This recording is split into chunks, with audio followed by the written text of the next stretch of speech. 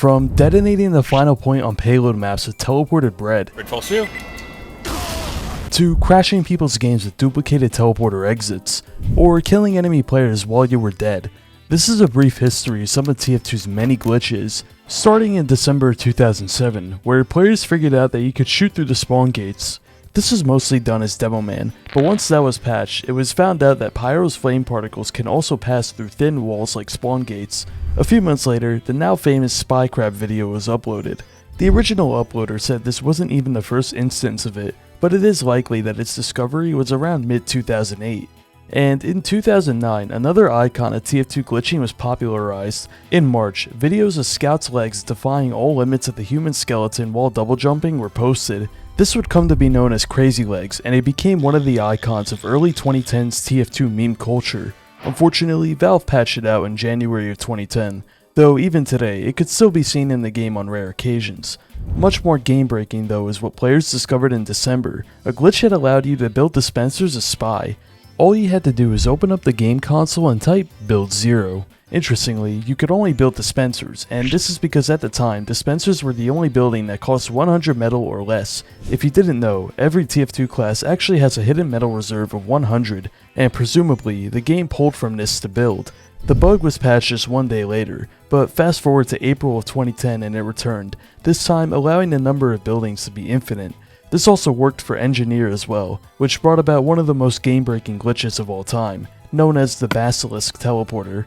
When you built duplicate teleporter exits as Engineer, the duplicate teleporters would have a broken built by tag. So when a player was unfortunate enough to look at the duplicate teleporter, the broken tag would crash their game. Eventually, more and more of your teammates would crash as they stopped to see why everyone was staring into a teleporter. Needless to say, Valve promptly patched this one. Also fixed around this time was a glitch that allowed you to taunt while cloaked. Paired with the knife's taunt kill, you could deal damage to others while you were cloaked. In July of 2010, Valve introduced the Gunslinger, probably the buggiest weapon of all time. When it first released, players figured out that you could build level 3 mini-sentries by first building a regular level 3, switching your wrench to the Gunslinger, then picking up and putting your sentry down while you had the Gunslinger out. What resulted was a level 3 mini-sentry, functionally the same, but it had a smaller hitbox. It was patched, but that very same day a workaround was found by just swapping wrenches before you placed the sentry down. After a couple more instances of the glitch returning throughout 2010, Valve finally patched it out in October, for real this time.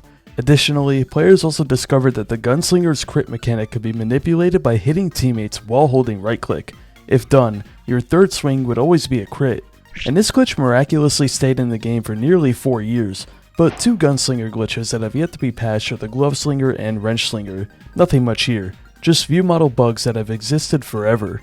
Taunt sliding was also discovered around this time, where you would taunt and run off a ledge at the same time, allowing you to move around while the taunt was active. It was fixed 4 years later due to new server settings that Valve enabled on official servers.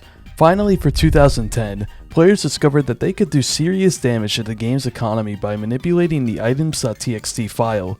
This glitch is a long one, so take some time to subscribe to my channel while you're at it. Items.txt, or the item schema, is a text file that stores the information about every single item in TF2. Back in 2010, the game never verified whether or not it was modified, so a couple of players, most notably one named Game Master, found that by copy-pasting the decoder attribute of keys into the attributes of any other item, you could just open crates with that item. Game Master reported this to Valve, and their fix was to introduce a check that verified that the item being used on another item was a tool allowed to be used on crates, and not something like a weapon. However, it never specified what kind of tool. Keep this in mind for later. Valve's second fix was to make it so that every time you launched a game, a new copy of the item schema was downloaded. But then in 2013, a player named Error figured out that you could just use your PC's host file to block all downloads from Valve servers. Therefore, your item schema file wouldn't be able to get overwritten. Now the issue with this is that all servers in TF2 run their own copy of the item schema, so all of your modifications would cease to be once you joined a server. However, if you added the attribute base item 1 to any item, it became a stock item. And if you just so happen to rename a stock item with a name tag, it generates a completely new one, independent of your own item schema modifications, allowing you to use it on servers. Error decided to have a little fun with this and used it to clone an MVM exclusive deflector minigun into his inventory. though he never abused the glitch and promptly reported it to Valve, getting a Sunbeam Cheater's Lament as a reward. But this wasn't even the end, as at the end of 2013, Valve added the Giftapult, the first ever tool besides a key that could be used on a crate. And could you guess what players did? Modify their item schema in order to apply the decoder attribute to Giftapults, reviving the exploit that started it all in 2010. Once this was reported, Valve finally added some kind of solid verification. It only took nearly 4 years, making it so the game wouldn't start up if a fresh copy of the item schema couldn't be downloaded. In the timeline of this video though, we are only in 2011. The first big glitches of the year came after the introduction of the Cow Mangler. For some strange reason, the Cow Mangler was allowed to be painted. Despite the oversight being patched out less than an hour later, 14 painted Cow Manglers managed to be created, now being expensive collector's items. Also on this day, players discovered that you could kill your own teammates by firing a charge shot and then switching to spectator before it landed. This was quickly patched out 2 days later. Around this time, a glitch to make scouts bonk last forever was discovered. Simply drink it, then disconnect your internet, and your character would remain in the server with the bonk effect for about 20 seconds. If you reconnected in time, you would be able to keep on playing. It was patched sometime in 2014 though. Not much happened in 2012, but MVM was released and players found a way to make canteen effects last forever. All you had to do was buy a canteen, leave spawn, remove it from your loadout, then use a canteen you just bought and buy another one after that. This one caused a pretty big controversy as it ruined MVM for a lot of people, with Valve patching it about 5 days after discovery. Unlike 2012, 2013 was very eventful. First up, players discovered a no-clip glitch with the coaching feature. For a quick rundown, the now defunct coaching feature allows you to shadow a player to help them get better at playing the game. A coach has 3 camera modes, one of them being free cam, so in order to prevent coaches from just free camming into the enemy team, they are pulled closer to their student if they venture outside of a certain radius. However, if you started a duel before accepting the coaching request, the duel would prevent your team from being changed, meaning that you would be pulled towards your student as you were playing the game, allowing you to no-clip throughout the map. It was fixed a couple days after it was discovered. Later that year, a glitch had allowed you to swing your melee after death was discovered. Colloquially, it was known as necromancy due to this SketchUp video. I couldn't really find information on how it was done, but only a day after the video was uploaded, it was fixed. Also in 2013, Demoman's famous broken arm glitch began to receive notoriety because of a now unlisted stir video, which is still unpatched today. In 2014, Valve released the Love & War update, and a week prior, Valve made it so there was a small chance for bread to spawn out of teleporters when used. While it was supposed to just be an Easter egg, players found out that by sending a piece of bread into the final point pit on Upward, it just detonated and capped the entire point. Once this happened, the match resumed as normal but would end when Blue captured the 4th point as opposed to the final point. The glitch pretty much made Upward unplayable for the entire week, since Valve didn't bother to patch it until the Love & War update actually released. Also in 2014 was the emergence of the Equalizer taunt bug. In the past, there were glitches with the gunboats that allowed you to survive the taunt, but then players found out that if you wedged yourself under a thin ceiling, you would not only be able to survive the taunt, but kill players above you. This can still be done today, with some of the more famous spots being on Two Fort, Dust Bowl, and Thunder Mountain. In 2015, the bread detonation exploit came back from the dead, but this time it was much more powerful. In the Gunmetal update, the ability to drop your weapons was added, and of course, this could be done to detonate the final point on payload maps. The first rendition involved taunting a spy and then kill binding. Once that was patched, a similar workaround was found. When that was patched, another workaround was found that involved repeatedly dropping 2 weapons until one fell through. After this third workaround, it seemed that Valve finally fixed it. Until 7 months later, when a fix to an out-of-bounds exploit on Borneo accidentally revived the glitch. This time, it took an entire month for Valve to fix it, making Borneo unplayable during that time. One thing that Gunmetal also broke was the Dead Ringer, as around mid-2015, Dead Ringer ragdolls would randomly shrivel up, making it easy to tell if the spy you just killed 2-packed himself. The glitch was later coined as Croissant Spy, because French, you know? It took about 8 months for it to be fixed, and was likely only fixed because SigSef made a report outlining why it happened. Essentially, under unknown circumstances, when a spy feigned death, his head scale, torso scale, and hand scale were all instantly set to 0. But this isn't even close to how much 2015 broke the item system.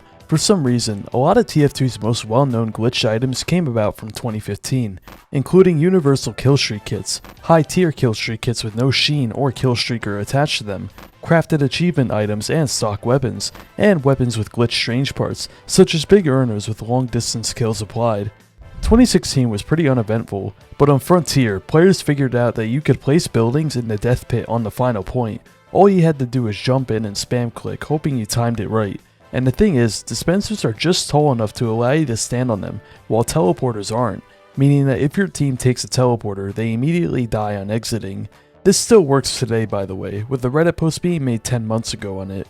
Also in 2016 was the Bison's moment of glory in TF2 history, where for some reason its projectiles just stalled in spawn doors, allowing you to create walls of Bison projectiles in spawn doors.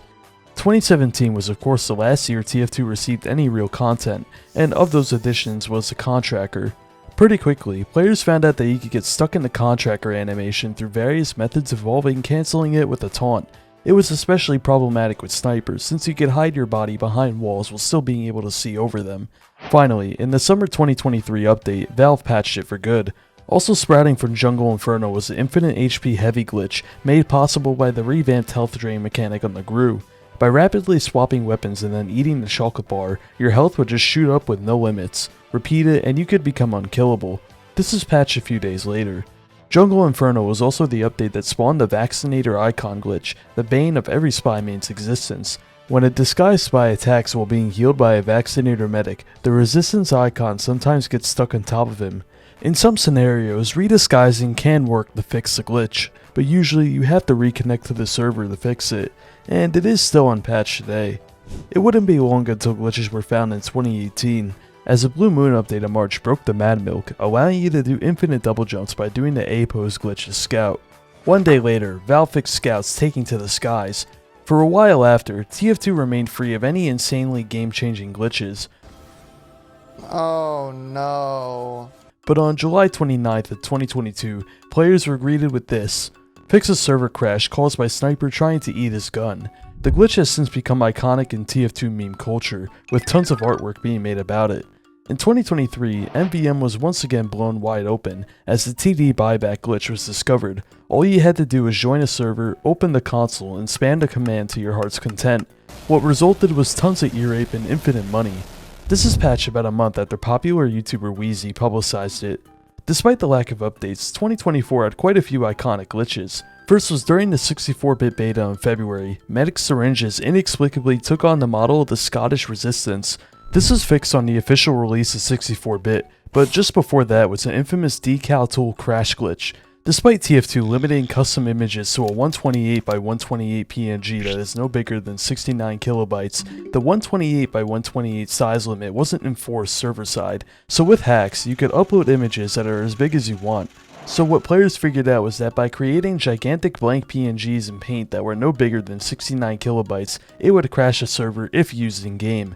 This is because TF2 decoded the image into its raw data, which for a gigantic PNG of blank color amounted to roughly 2 GB, and because servers before 64-bit only had 4 GB of RAM, a 2 GB dump of data would usually destroy the server. Once that was fixed, then came the fix to the now famous Gordon Freeman crash. Oversimplification, but because TF2 is just a Half-Life mod at its core, leftover elements of Half-Life's HUD still exist within TF2 like the auto-aim feature.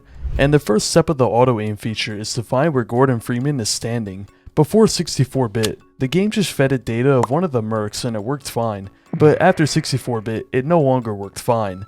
Then in the summer 2024 update, the Scottish Resistance once again broke. This time, the entire weapon's texture was just deleted. The conditions of it are sort of unknown, but it seemed to be connected with the newly released Odyssey map. What's sad is that nobody really cared about the Scottish Resistance, so it took 5 months for it to get fixed. So far in 2025, nothing too notable has happened, so let's end this with a lightning round of less significant glitches from over the years. The Blue Scouts pants have used the wrong model since the dinosaur age of TF2. It was fixed for a single day in October of 2024 before being reverted due to conflicts with existing cosmetics. Also in 2007, people found out that Spy had 3 arms. The civilian pose, we all know it. Since the very start, certain walls and certain maps allow shadows to pass through them. For a very long time, the Kart has been known to just derail and do backflips, or even move completely on its own. Certain signage on maps is made of super glue and you can get stuck by touching them. The quick switch command can be used to wear cosmetics that normally couldn't be worn together. This was actually patched in 2022, but TraderMates complained so much about it that Valve eventually reverted it. Not sure when exactly, but I found posts as early as 2013 documenting the glitch where hats spawn out of nowhere. If you equip the cow mangler, charge up a shot, but then pick up a different rocket launcher before it fires, you will be stuck walking slowly.